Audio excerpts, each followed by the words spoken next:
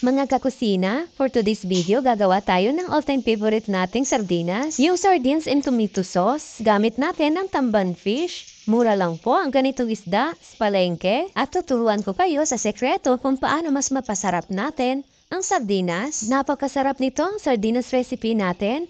At wala pang preservatives. Basta may kawali ka lang o kaldero, pwede na. At pwede mo rin ito pagkakitaan. Hindi mo na kailangan ng malaking puhunan dito. Tara, umpisahan na natin.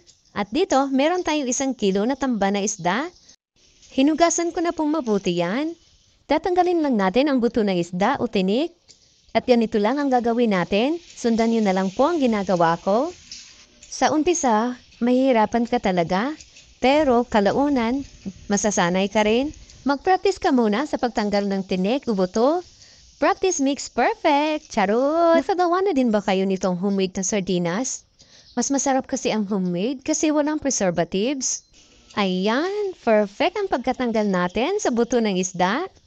Pwede naman po na hindi nyo tanggalin ang buto ng isda. Depende na po sa inyo yan. Kung hindi nyo tatanggalin ang buto ng isda, ibabad nyo muna ito sa brine solution ng overnight. At gawin lang natin ito sa lahat ng tamban fish natin. At dito sa ating brine solution, naglagay lang ako dito ng 3 cups ng tubig. At 2 tablespoon ng asin. At sunod na natin ilagay ang 1 tablespoon ng pamintang buo. At lagyan din natin ang dahon ng laurel. At idagdag na rin natin ang 4 na pirasong bawang. I-mix-mix lang nating mabuti para matunaw ang asin. At kapag okay na, pwede na natin ilagay ang mga nadibon natin na tamban fish. At kapag nalagay na po natin lahat ng tamban fish, ibabad lang natin ito sa brine solution ng 1 to 2 hours. After 2 hours, ayan na po. Hugasan lang natin ito para hindi naman maalat ang ating sardinas. At dito sa ating kawali, maglagay lang ng 4 tablespoon ng vegetable oil. Kung may budget kayo, mas masarap po ang olive oil. At kapag mainit na, ilagay na natin ang 3 medium size ng sibuyas. At sunod na natin ilagay ang 6 na piraso ng bawang.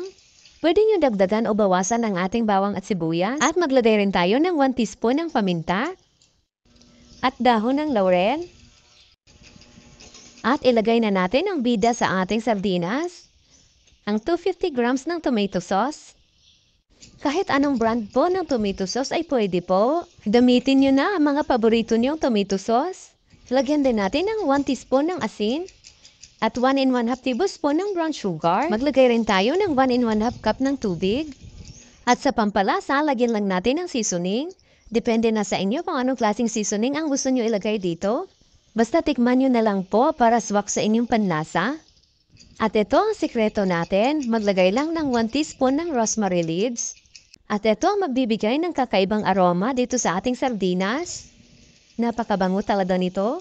Huwag nyo po skip ang rosemary leaves kung gagawa kayo ng sardinas. Mix-mix lang muna natin ito.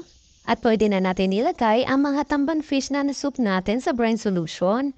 At hinugasan ko lang ito ng 1 beses sa tap water. Dapat nakalubog lahat ng tamban fish natin. At lutuin lang natin ito ng 1 hour and 50 minutes in very low heat. Para hindi naman magkadurog-durog itong sardinas natin. Kasi sa kawali lang natin ito lulutuin. At ayan na, luto na ang ating sardines and tomato sauce. Tingnan nyo naman, buo pa ang ating isda, hindi na durog. Napakasarap nito mga kakusina, i-partner sa mainit na kanin. Kung gusto niyo ito pang stock sa bahay, pwede niyo ito ilagay sa na-sterilize na mason jar. May stock na kayo na ulam, masarap na at wala pang preservatives. Napaka-safe na kainin para sa inyong mga chikiting. Kaya subukan niyo na rin gumawa nito. May ulam na kayo at pwede niyo pang pagkakitaan. Maraming salamat hanggang sa susunod po.